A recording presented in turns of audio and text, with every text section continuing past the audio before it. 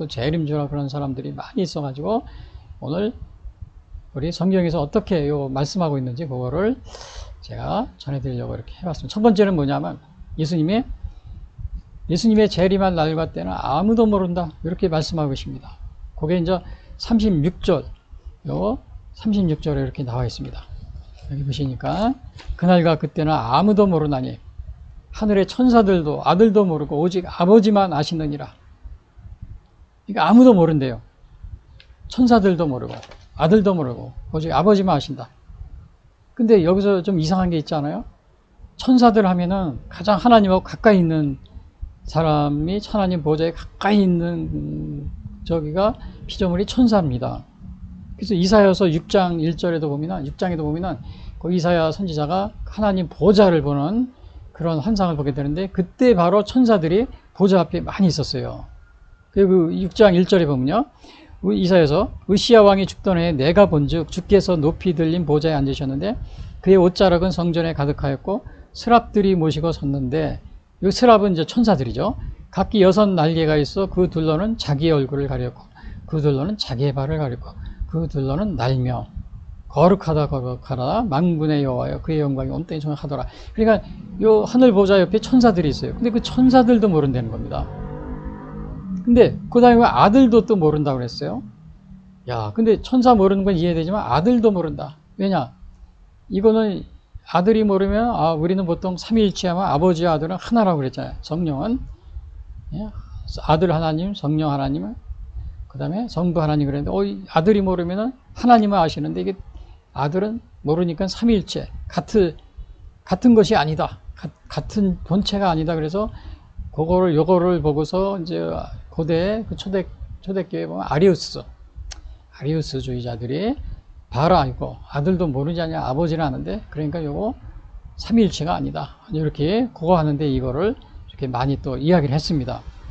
근데 이거는 우리가 그 예수님은 그 하나님의 아들로서 이 땅에 신성 참 하나님이죠. 인성 참 인간으로 오신 겁니다.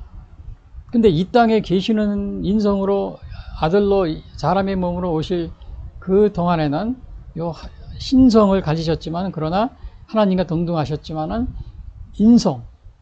그 인성인 측면에서는 이것이 죄안을 받으신 겁니다. 죄안을. 그게 이제 빌립보서 2장 7절에 나와요. 오히려 자기를 비워 종의 형체를 가지사 사람들과 같이 되었고 사람들과 같이 된 겁니다. 그래서 죄안을 받은 것인 겁니다. 이 땅에 계시는 동안에.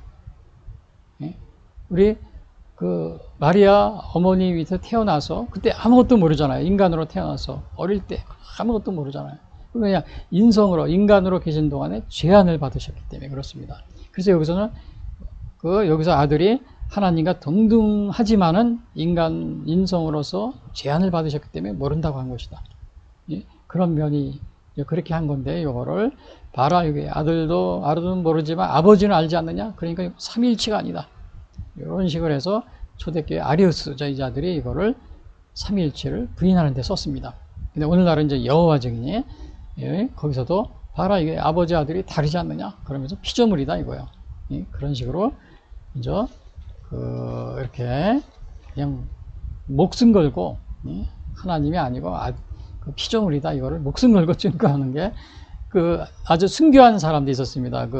지난번에도 제가 말씀드린 존 칼빈 때 종교개혁 당시에 그 세르베투스라는 분은 하나님과 아들은 예수님은 본체가 아니다. 삼위일체가 아니다. 아들은 피조물이고 그 다음에 하나님만 신이다. 참신이다. 이렇게 막 자기 목숨 걸고 그래서 나중에 순교했습니다. 그래서 존 칼빈도 그 당시에 있으면서 이것이 칼빈 그 개혁자가 이거를 또 그 사형에 가담한 것은 아니냐 이런 식으로 해서 오늘날도 많은 오해가 있습니다. 사실은 당시에 재판하고 재판이 따로 있었기 때문에 칼빈이 여기에 재판을 우리나라도 그렇잖아요. 대통령이 사형 선고 받으면 이게 대통령이 사형 선고를 내린 거예요. 아니잖아요. 판사들이 따로 있잖아요. 당시에 종교 재판도 그랬습니다. 그래서 칼빈이 직접적으로 사형에 이렇게 그것을 집행하거나 그런 건 아니라는 것을 우리가 좀 이렇게 생각할 필요가 있습니다. 그리고 여기서 보니까는 그래서 이제 그 그러나 예수님은 그러나 왜 이렇게 얘기하냐면 아들은 모르지만 하나님은 아신다 그러니까 삼위일체가 아니다 그랬는데 그러나 예수님은 요한복음 10장 30절에 이렇게 말씀하시다. 나와 아버지는 하나이니라. 그 다음에 요한복음 17장 21절에도요. 아버지께서 내 안에 내가 아버지 안에 있는 것 같이 그들도 다 하나가 되어 우리 안에 있게 하사 세상으로 아버지께서 나를 보내신 것을 알게. 그러니까 내가 아버지 안에 아버지가 내 안에 있다 이렇게 말씀하십니다. 그리고 빌립보서 2장 6절에는 그는 근본 하나님의 본체시나 하나님과 동등됨을 취할 것으로 여기지 아니하시고 그래서 여기는 아들도 모른다고 그랬으니까 아들과 아버지는 삼위일체가 아니다. 그게 아니고 인성으로서 신성을 하나님과 동등한 신성을 가지셨지만 그러나 인성으로서 인간으로서 이 땅의 성육신 기간에 인성에서 제한을 받으셨다. 그래서 기능적으로 이렇게 제한을 받으셨다. 이렇게 우리가 이해하면 될 것 같습니다. 그리고 그 다음에 이제 재림의 때는 이게 아버지만 아시니라 그러니까 재림의 때는 아버지의 권한 안에 있다는 겁니다. 아버지의 권한 안에. 근데 여러분 아까 제가 처음에도 말씀드렸죠. 오늘날 우리 주위에 이렇게 시한부 종말론 이렇게 여기 다미성계 같은 경우는 1992년 10월 28일에 온다. 그리고 또 여기 뭐예요? 안식교 같은 경우도 안식교는 1884년 10월 20일에 재림할 것이다. 여호와 지금 1914년에 이미 영적으로 재림했다. 눈에 안 보이게. 안상황 증인에서 뭐 1988년에 또 연기하고 또 1994년에 또 연기하고 1999년 계속. 또 제가 여기 얘기 안 한 것은 중국 동강 번개파 여자 교주가 있습니다. 양스 한빈요. 이게 재림주라고 여기 주잖아요.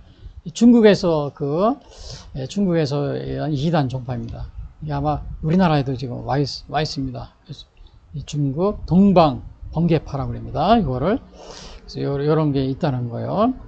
그리고 이제 두 번째는 그래서 뭐냐면 그 재림의 시기는 첫 번째는 아무도 모른다. 아무도 모른다. 그런데 이제 오늘날 재림을 그 시간을 막 얘기하는 그러한 이단과 그 다음에 자신을 재림주라고 이렇게 얘기하는 사람들이 많이 있다고 그랬죠. 많이 있어요. 근데 사실은 이 재림의 날과 때는 아무도 모르지만 이것이 우리의 그 죽음, 우리가 죽는 것 시간과 때 하나님만 아시잖아요. 우리 하나님만 아시듯이 예수님의 재림에 하나님만 아시죠. 그런 것을 우리가 보게 됩니다. 그래서 그 다음에는 우리 두 번째 보면은 뭐냐면 여기 첫 번째가 이거였고요. 두 번째는